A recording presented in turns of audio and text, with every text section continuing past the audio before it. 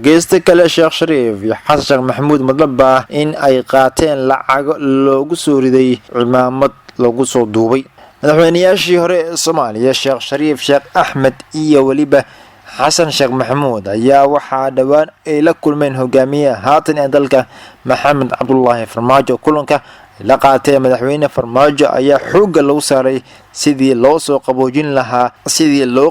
lahaa xiisada labada dhinac ee ka dhaxaysa is-aragga Farmaajo ayaa waxaa ka horeeyay kulan kale oo ay la qaateen sarkaal sare oo ka socday dowladda Qatar wararka ayaa sheegaya in Sheekh Shariif Xasan Sheekh Maxamuud la siiyay lacago xaalmarin ah taasoo qiimaheeda aan wali la ogaan lacagtaas ayaa waxaa la sheegayaa in loogu soo riday cimaamad waxaana la tibaaxayaa in ay ahayd mid xaalmarin oo gacanta loo geliyay dhinaca kale ma jiro wax war ah oo ilaa haatan ka soo baxay dhanka mas'uuliyiinta Xasan Sheekh Maxamuud iyo waliba Sheekh Shariif kuwaasi oo ku aadan markaana ay kaga jawaabayaan sheegashooyinkan oo muddooyinkii u dambeeyay baraha bulshada qabsaday ugu dambeyn